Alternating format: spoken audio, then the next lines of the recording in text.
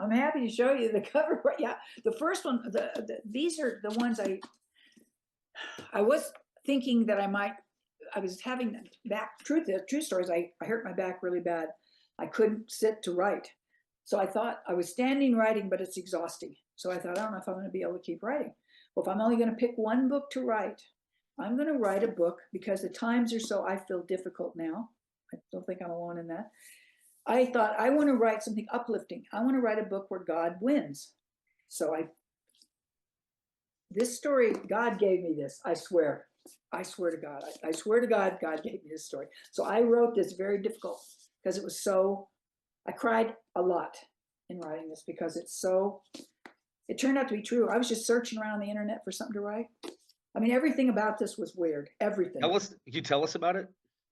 It's a true thing that happened, but I didn't know that when I picked the story, right? The first thing I did was I thought, well, could I set it up? First of all, the weirdest, funny thing happened. I dropped my husband off at the barbershop, and as I kept saying, I don't know what I should write. I think maybe I should write a ghost story. That's life and death. That's for God, right?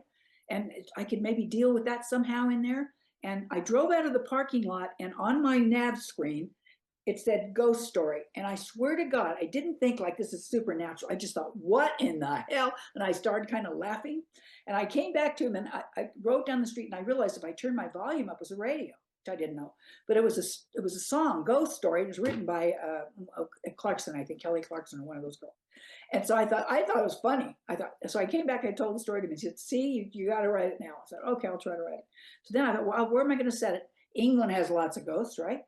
So I went on the internet and this is how I work. I put in dilapidated mansions or something. I put dilapidated buildings in England and came up with all these, and I put images and oh God, they was the most awful looking stuff you ever saw. I thought, wow, this is perfect. So I picked one and I just picked it, right? And then I started researching the area. I'd never been there. I've been to England a lot, but I'd never been to Sunderland, which is in the northern part. So I started researching Sunderland and I found this old building in real life, right? It's there. So I'm like, wow, that's cool. I'll just start with that and I'll go on. And the more I researched, I found this horrible story, a cult story. Terrible. I mean, terrible. True story. And so I'm like, oh my God. And it was happened in 1883 in real life, right? And so I'm thinking, oh my God. Well, right then I knew. I said, oh, this is what I'm supposed to write. And I did. I wrote it. But it was so traumatic because it was real. And I added, of course, the ghosts. I didn't see any. But I'm going to tell you what, the whole time through this, I felt absolutely compelled to write it. And I wrote the whole thing, got to the end. And I thought it was one of the best stories I ever wrote for sure, because it's just so exciting. And I wanted to do this for a long time. I wanted to do a ghost hunters, do a trilogy of the ghost hunters. So I made up the ghost hunters they got a call from a woman in a house. So she's the heroine and she's a psychologist in England. Well, she's an American, but she's having these ghost experiences in the house. She goes online, she searches up this team of ghost hunters and they live in Seattle. And the guy that runs it, his wife, and it was a good story in a way because his wife and baby had died in a car accident and he was responsible. So he has had he was haunted himself by personal problems, right? So he had gotten interested in ghosts because his wife and child had died, young child. And so he started investigating them. And he had a lot of money. So he developed a team and blah, blah, blah. And they'd been doing this for 4 or 5 years, I think. He was trying to find the truth about life and death. He was searching for that himself. So when the team goes over to England, and that's how it starts. And so he's the hero, the rich guy with the team, and she's the victim of the ghosts in the house. And so they start working together to find, but in order to, and this is true in real life, because of course I researched a lot about ghost hunters because I'm interested in it, but they actually try to find the background. What could be in this house? What could have happened? It's usually something that happened, like someone died violently or some trauma happened in the house, and that's what this is as close as you can get to whether it's true or not. I mean, right? So that's what I based it on, that they were researching all the things that happened in the house, and as they research what happened in the house, they discover all these things, and it ultimately leads to the real thing that happened, which was not a good thing. So that's the story, and it just turned out I was really really, really exhausted me because, and that's why I wrote the second one, Haunted, the new one. This is a much lighter story. This is a light story. It's a fun story, I think. Haunted. It's set up in a real town up here, by the way. It's about 27 miles from my house.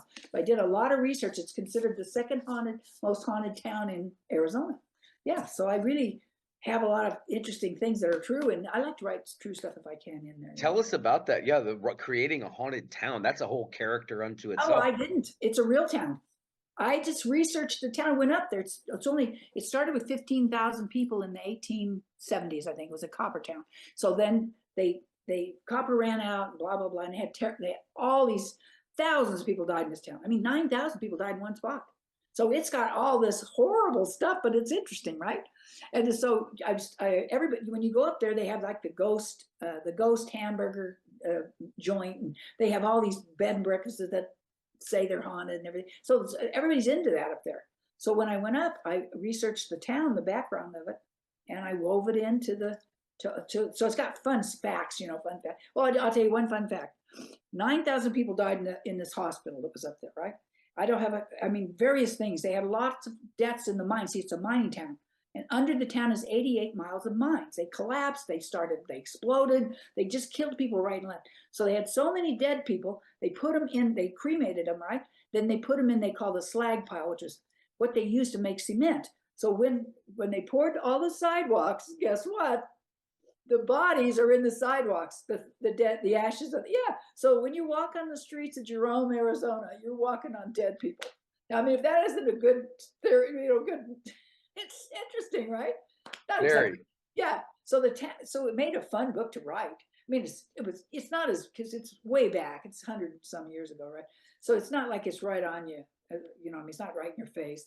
And people up there are good about it and stuff. They have haunted tours and all that up there. So it's a fun town. If you ever want to go see someplace interesting, Jerome, Arizona. Oh yeah. Now, do you mind telling us about the third one that's coming up after? Oh, the Just so we third have one is interesting. It was a really hard book to write, and just seemed to go on its own. I hope it came together. But this is one of them because it was such a different. The guy that starts in this, because we have a demon, we have a exorcism in this book.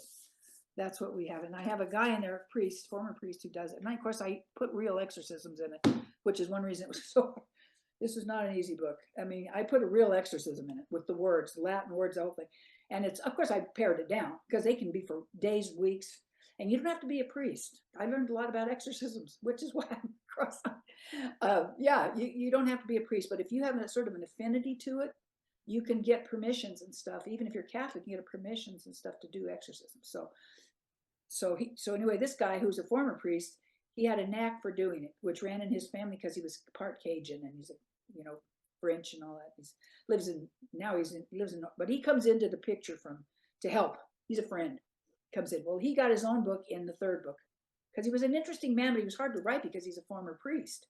And you can't just make him a bat, swearing and doing, you have to be thinking about what's he thinking. He's a pretty straight-laced guy, So we have to talk about things like, well, how does he feel about sex without marriage? I mean, we had to talk about all that stuff, and he has to talk. It's interesting the answers you get, though. You wonder where they come from. I mean, that's what you want to happen. Yes, you want it to happen so badly, and doesn't always happen. To really grind through sometimes. This guy was hard because of, like I said, he was so moral and everything. He was hard to, I mean, he got out of marriage relationship with the heroine and all that. So how does he deal with that and all of that? And I thought he had good answers. I didn't have them. He had pretty good answers to why he was able to justify, what he did and everything. So it was an interesting story. I think it was a little more complicated than some of my other ones. I did those three. I feel good. I got the third one. I probably wouldn't have done the third one, but I liked writing trilogies, and I sort of gone there. I couldn't back out. I would have done just the two, but the third. Then I thought, oh God, I already know kind of the story where it's going to go. I knew it was going to be harder. I knew it was because it had so many elements to it. It's got 4 plots instead of. So I like, they've always got at least 3, but this one had 4, and then there was a kid in it. He's a neat kid, though. I like the kid, turned out good. I do okay with older kids because I do okay with older kids in real life. Little kids is my problem. I'm not around them. I've never seen, but older kids, once they're teens and everything, they're pretty interesting and they go on. But he was a pretty good character. he had a little bigger part than I intended. I didn't intend him to have that much of a role, but so then I had him and the lady. It's a love story between a woman and a ghost, and that's pretty. Oh yeah, not the Oh she's gosh, tell us about writing that. oh it was interesting because the heroine was the niece because she's younger, and the the aunt is the woman. She's 44, but she's got a serious disease, so she's basically terminally ill, and she. You don't really see it that early on. I mean, she's not all dying and everything, but she's got problems, health problems, and then this ghost comes and there's a whole murder mystery of why he shows up then and not 100 years earlier, and it's a lot of mystery, but I always use quite a bit of mystery in it. But they find some bones. That's how it starts. These little kids find these bones on this at the Bayou Sarah. It's a real place, and in the house, everything about it's set in St. Francisville, Louisiana. So did a lot of research. I always do because Oh, that's I bet I down there. yeah. You been there? I said I bet the lure down there, the history and Oh the yeah. And I had been to St. Francis. Always helps if you've been there. Always helps if you've been there. So right now I'm this, but the news there, we were talking. No, I've been in my mind. I'm done with that.